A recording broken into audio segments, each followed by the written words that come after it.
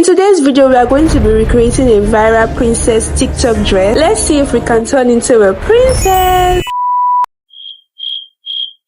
Oh wait, is it recording? Oh, I think it's recording.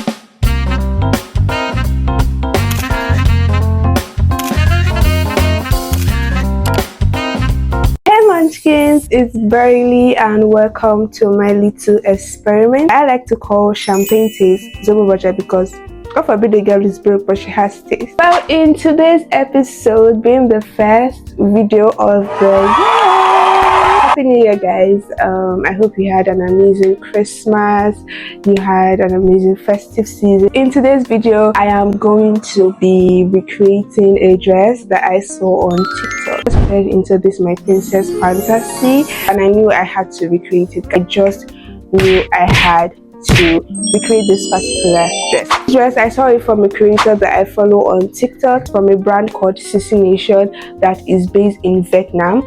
I tried to find this particular dress on their website, but I could not find it. I think it's sold out or something, or they removed it from their website. Through their website, I noticed that they are I think they are a really small brand that is really focused on creating, you know, fantasy kind of dresses, because they have princess dresses, floral dresses. In terms of price, the closest I could find to this dress is something called Think of Me gown dress, and that retailed for $459. So I don't really know the exact price of this one that we're recreating, but that's the closest I could find. So yeah, before we get to the material, I need to show you the details of this dress, because this dress has a whole lot of details. The first detail I noticed was that the back of the dress, like the back, the corset part, there's a smoky modesty panel. I don't know why they did that, to be very honest. I don't know if it's for, you know, snatching or for, I don't know, I genuinely don't know, but we're going to be doing that. Also, the zipper is at the side and you cannot see the zipper because there is a part that, you know, covers the zipper where you can put your button to cover the zipper, which I really love, so you don't get to see the zipper. Down part is 8 steps. Yeah. Also, I use more of organdy material in this dress. We are going to be doing fabric stabilization, in terms of we are going to be using hemi gum to add the organdy to the crepe or whatever material you decide to line it with. Yeah, let me not talk too much, let's get into the material. I got 12 yards of all this organdy material because you can notice that it's really full. And I got each yard for 2,500 per yard, and I got 12 yards. I think altogether that would be about 30,000. Crazy. The most expensive recreation I have done so far. The next material, I got the crepe that I'm going to be using on that. So I got each yard of this for 2,000 naira, and I got 3.5 yards. I wanted to get 4 yards, but I was like, you know what, we're just going to manage. Altogether that is about 7,000. Is that 7,000? Yeah. Yeah. So now the last fabric I got was base that I'm going to do all the pleating at the bottom. For another organdy material, a plain organdy material, is for 1,500 naira. Yeah, and I got 3 yards, and altogether that is 4,500. So got this zipper. I didn't get the normal big edge zip, I got the stronger one. This is not the Lagos zip though, but this is stronger than the normal big edge zip, and I love how when I use it to make dresses, it just helps me, like I zip easily, especially when the dress is bulky, and this one is going to be bulky, so I just got this. I got this for 300 naira. I also got thread. I think I got like more of these. I can only find 3 right now. I'm going to look for the rest, but I got it 200 naira each. I think I got 5 or so. I think I got 5. I can't really remember, but yeah, I got some already made breast cup. It's a 3-piece corset cup, but I'm going to use that 3-piece to cover this already made breast cup. I think I got this for 800 naira. Yeah, 800 naira. Oh yeah, see another of the thread. Then I also got some sewable bunny. I think I got each for about 200 or 150. I can't really remember how many yards I got right now because it's been a while, to be very honest. I went fabric shopping like early December. I went fabric shopping a lot in December, so I can't remember when exactly I got this bunny. So So that's all for the material that I got for this particular project, guys. You can see that this is the most expensive recreation I'm going to be doing. If I should sell this dress out when I'm done, would anybody be willing to buy this particular dress? Like, if it turns out good, right? Would you buy it for your birthday or something? I don't know. If I don't end up selling it, I might just wear it. I have an event January, like mid-January to end of January. I might just wait to go for that. It will leave it too much, but yeah, I just really wanted to make this, so yeah. Anyways, let's get into the pattern for this particular dress. For the pattern, I started with a basic bodice block, nothing serious. I marked out my bust, under bust, waist and hip measurement. Then I drafted my darts and shaped the armhole the usual way. And after that, I opened and closed the bust dart to reposition it. Then I took my under bust tightening. Like I would always say, the under bust tightening depends on how busted the person is. I'm a small boobs girly, so I don't really do too much around that area. Once I was happy with the fit, I marked out the basque waistline since this dress has a basque style waist, and that's the final front pattern. This is how it looks up close, and yeah, I just loved it and I cut it out. This is how it looks after you cut it out. For the back, I used the same basic bodice pattern. Just keep in mind that this dress has a side zipper, so there is no zipper allowance at the center back. Everything is accounted for at the side seam. I will also use this back pattern to draft the eyelet area and also the smoky modesty panel, so just keep that in mind.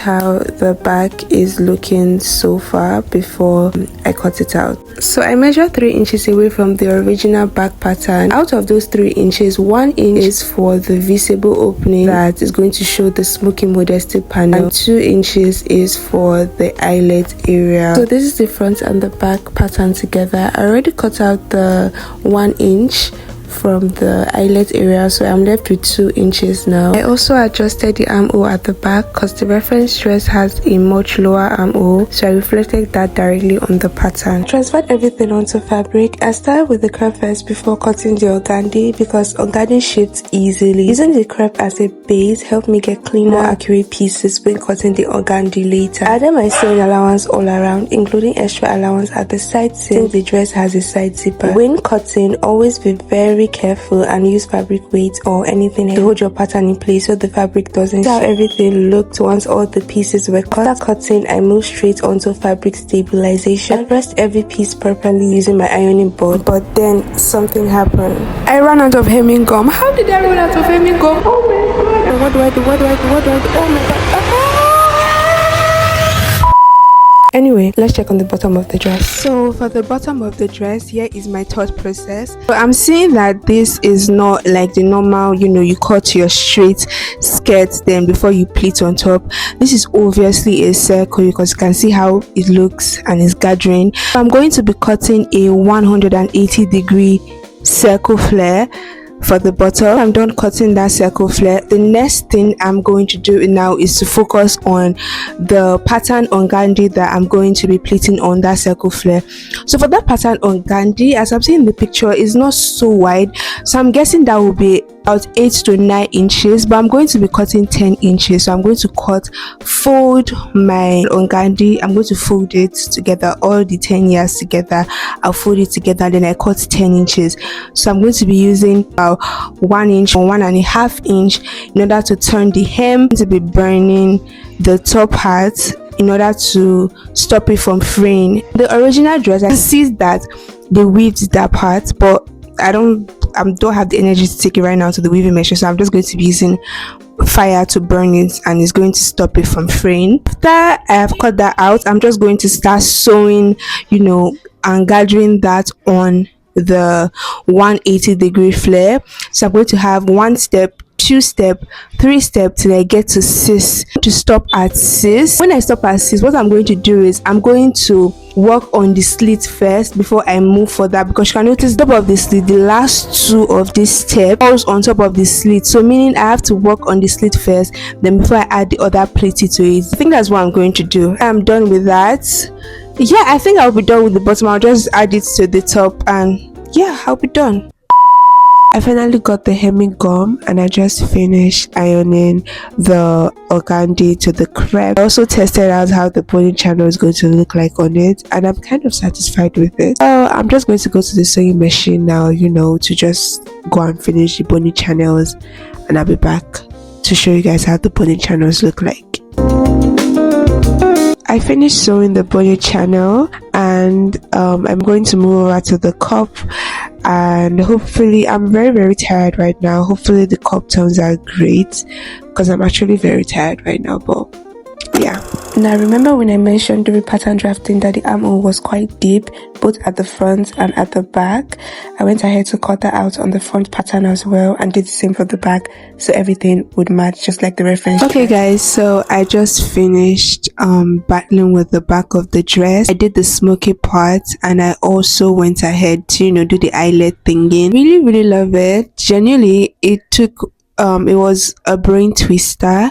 Like, it took so long for me to figure out how I'm going to do this in a way that I'm also going to turn it with the lining, and I don't want any seams to be showing. And yeah, I figured that out, and now I am proud of myself. So I went ahead to cut out some stripes for the the one I'm going to tie around my neck and the one that goes underneath the boobs. So I'm just going to go and iron that now, and I'm going to stop yapping. Yeah. And this is how the upper part is looking so far. At this point, I was just so happy that we were finally done with this stressful part. The almost finished top, and now it is time to attach the bottom so we can finally wrap up this project.